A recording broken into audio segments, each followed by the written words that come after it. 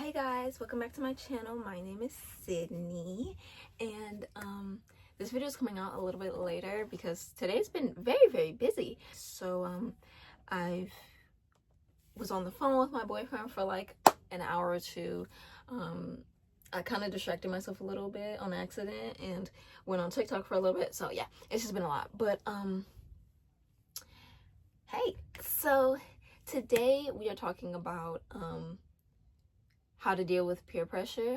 Now, I don't have any like biblical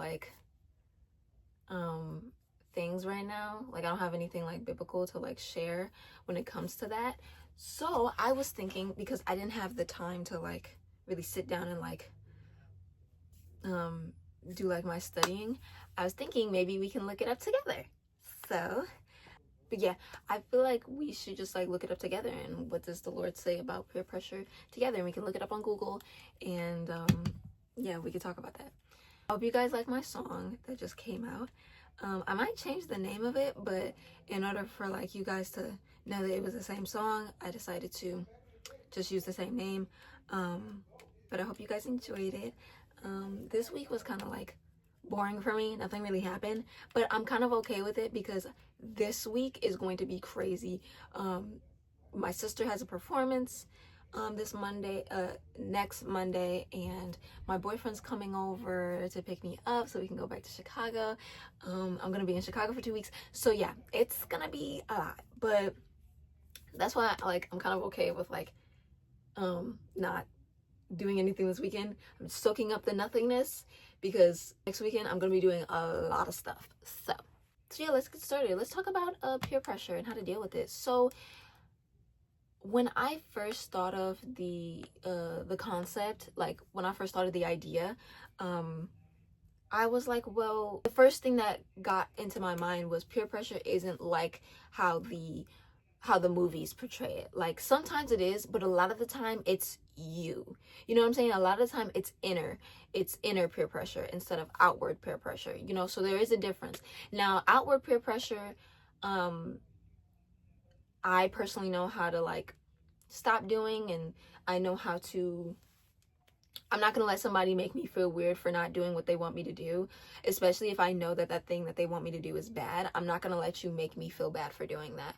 So, I'm not going to let you make me feel bad for not doing the bad thing that you want me to do, you know?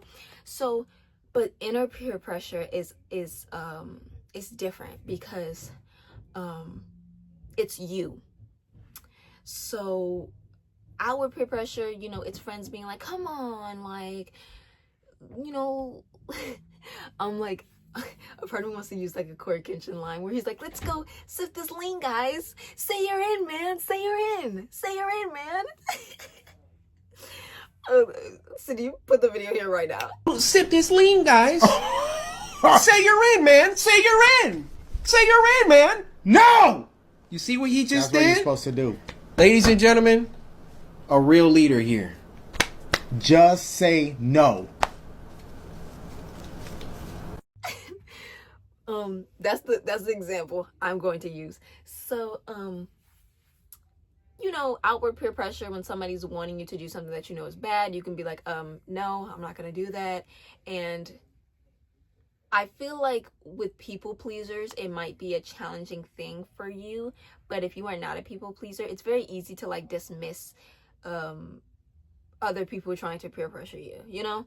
But if you are a people pleaser, that is something that you might be a little bit difficult for you. But just know that, like, the way that I see it,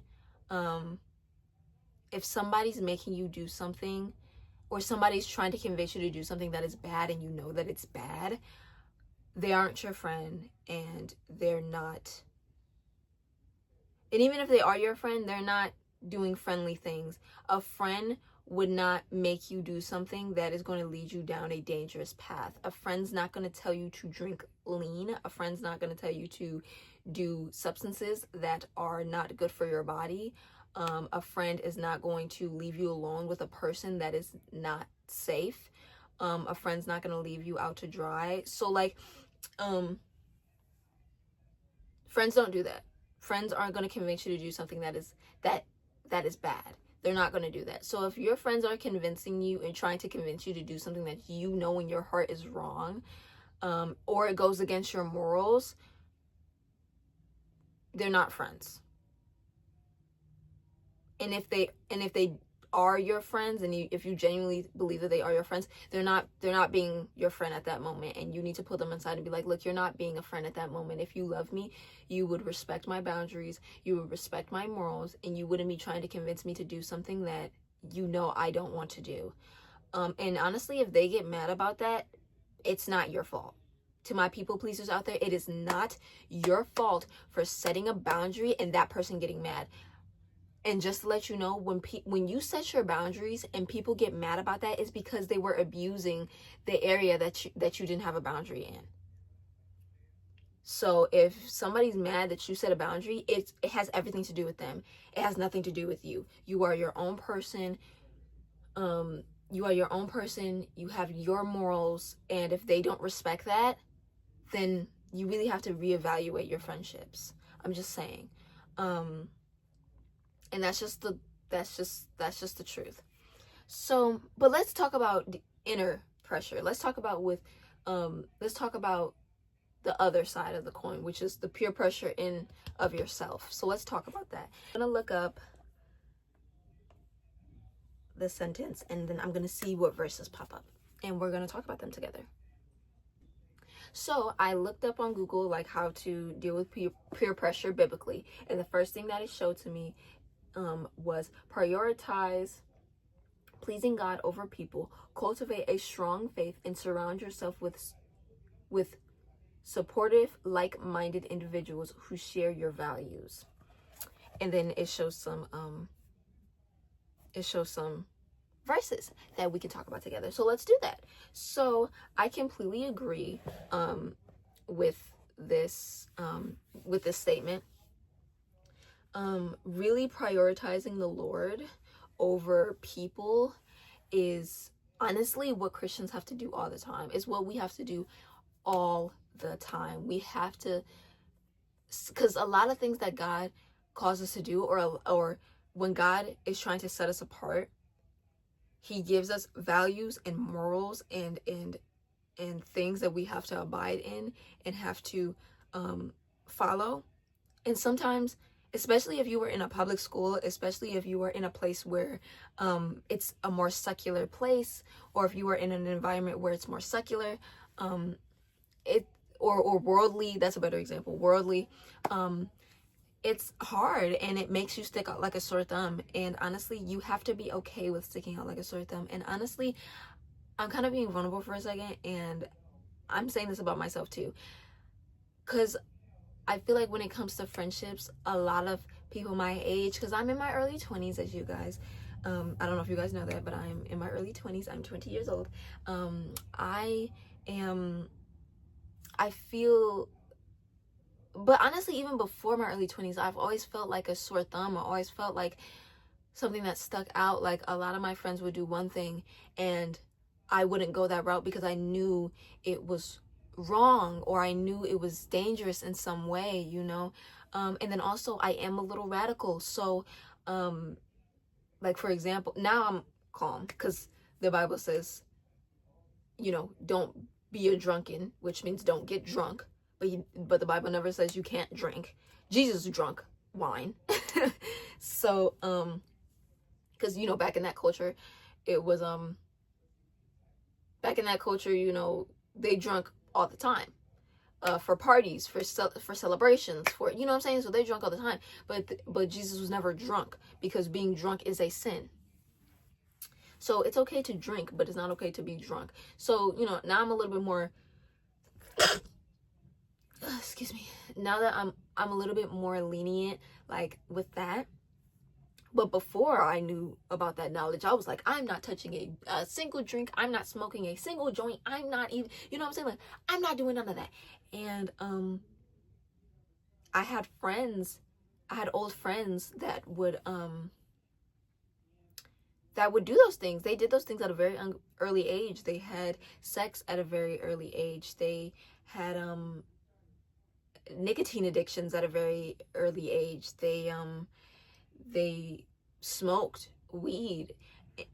They were doing things that I knew wasn't right. Even if I didn't have like the biblical principles of it, like I knew that it wasn't right, and I couldn't really put my finger on it other than like a worldly view where it's like, well, I don't want to be high in the middle of rehearsal. I need to be focused.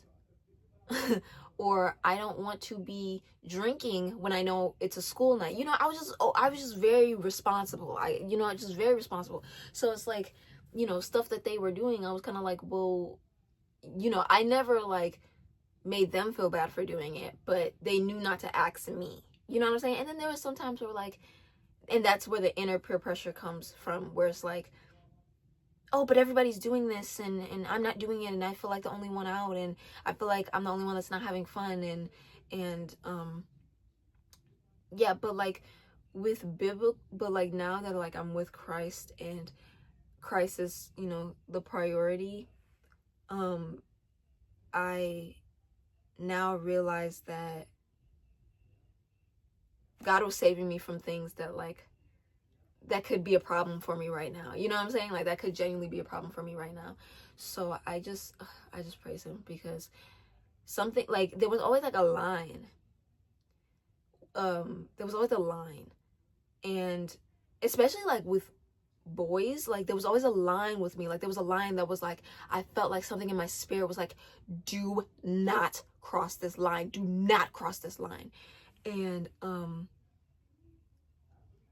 even when I stopped believing, and even when I started to believe in other things, I always felt like in my spirit, do not cross this line, do not cross this line, do not cross this line. And now looking back, that was the Holy Spirit protecting me. That was God protecting me.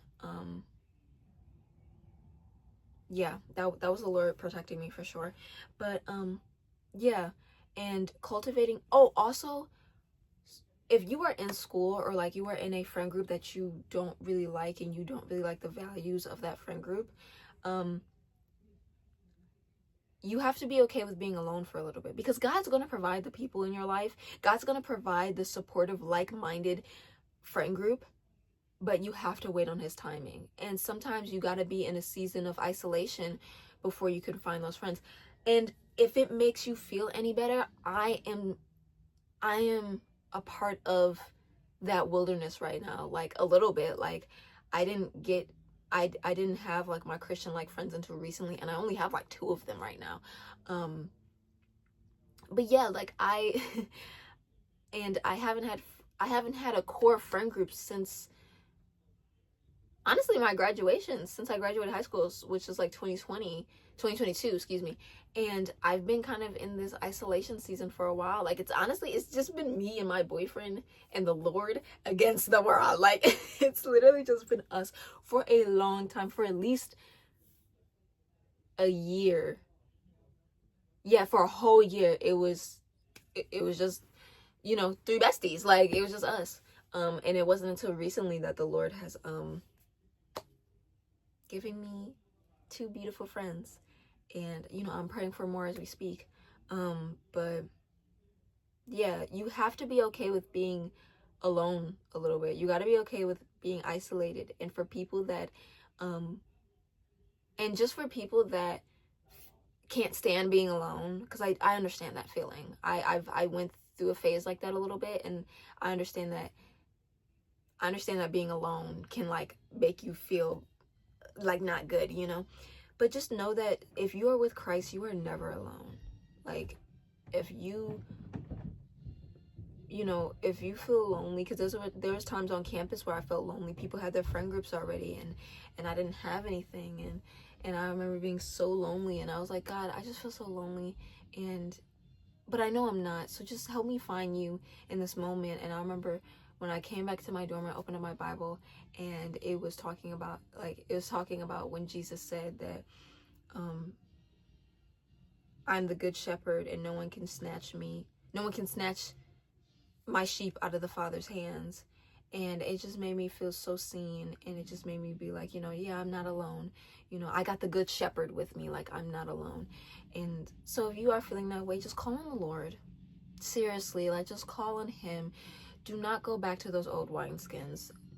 I don't know where that came from, but I felt like something telling me to say that. Like, don't go back to those old wineskins, and trust in the Lord, and trust that he will give you those friends that are like-minded. Even if you are in a public school, in a public campus, if you were in a worldly environment, if you were in a very secular environment, have faith that the Lord will give you those people. And one of the, I only see one verse, but yeah, that's all like I really wanted to talk about today. I'm kind of changing my my content a little bit, because I really want to put more music out for you guys. I want to put more music / documentaries out for you guys. So I guess this can give you guys a little bit of an idea of where my my theology, excuse me, give you guys an insight of where my theology is. Mind you, I'm still a baby, I'm still new to all this, and you know. But yeah, I want to make different content for you guys, so I'm still trying to figure that out, and I think that's why I've kind of been not really paying attention to what I'm doing right now, but I'm putting some more effort. Please make sure to follow my TikTok while it's still around, and please go check out my Depop. I post clothes on there every single day. Go on my Instagram. Please make sure to like, share, and subscribe. And yeah, I'll talk to you guys later. Bye.